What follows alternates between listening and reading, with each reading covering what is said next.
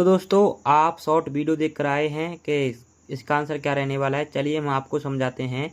दी गई संख्याओं में अभाज्य संख्या होगी। तो ऑप्शन आपका पहला है 0, दूसरा है 1 और तीसरा है 2 और चौथा है 8। इनमें से कौन सी संख्या अभाज्य संख्या है? तो आपको मैं इसका उत्तर बताऊं। इसका आंसर है हमारा आंसर नंबर 3 यानी 2। यानी 2 हमारी अभाज्य संख्या है।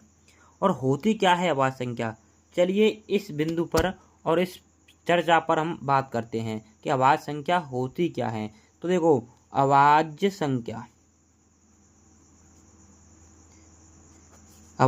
की परिभाषा मैं आपको बहुत सारी बता सकता हूँ। हमें समझना है, उनको याद करना है या समझना है, ये आपके ऊपर डिपेंड करता है। तो हम कहते हैं भाई याद करने से अच्छा होता है समझ लें। तो हम समझ लेंगे तो याद करी हुई चीज़ को हम भूल सकते हैं, पर समझी हुई चीज़ को कभी नहीं भूल सकते हैं। इसलिए समझना बहुत आवश्यक है। तो सबसे पहले मैं आपको बात बताऊँ, 0 ना तो अभाज्य संख्या है, ना ही 1 अभाज्य संख्या है। तो सबसे पहली और सबसे छोटी अभाज्य संख्या कौन सी होती है? वो है हमारी 2। और उसके बाद होते हैं 3, उसके बाद 5 और उसके बाद 7, उसके बाद 11। आप कहोगे सर ये क्या होती हैं, ये निकली कैसे? तो अभाज्य संख्या की मैं परिभाषा आपको बताऊं तो पहले शब्दों में ये है, बहुत सारी परिभाषाएं हम समझने का तरीका मैं आपको बहुत सारे बता देता हूँ। चलिए, तो पहला तरीका ये है कि ऐसी संख्या देखिए गिनती में जिसमें खाली स्वयं का भाग जाए, यानी 2 में 2 का भाग जाएगा और 1 का भाग चला जाए।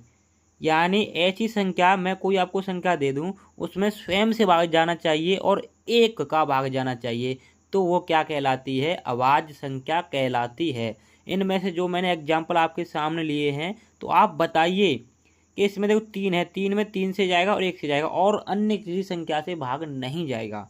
और मैं बताऊँ 5, 5 में भी 1 से जाएगा और 5 से जाएगा और अन्य किसी संख्या से भाग नहीं जाएगा। तो आप इस तरीके से भी पहचान सकते हैं किसी भी संख्या को, ये अभाज्य है या भाज्य है। यहाँ मैंने एक ले ली 23।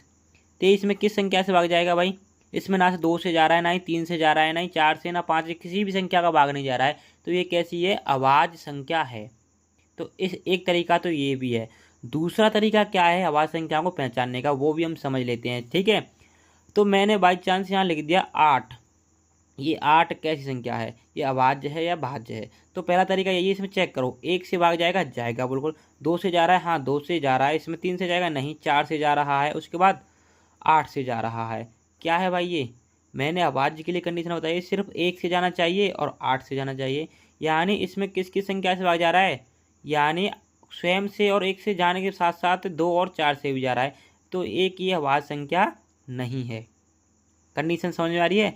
यानी जिस संख्या के 2 से अधिक अभाज्य गुणनखंड होते हैं, यानी वे संख्या जिनमें 2 से अधिक संख्याओं से भाग चला जाए, तो वह अभाज्य संख्या नहीं कहलाती हैं। और वे संख्याएं जिनमें सिर्फ 2 संख्याओं से भाग जाता है, वो अभाज्य संख्या कहलाती हैं। यानी 2 में सिर्फ 2 संख्याओं से भाग जा रहा है, या इसके अभाज्य गुणनखंड कितने हैं? 2।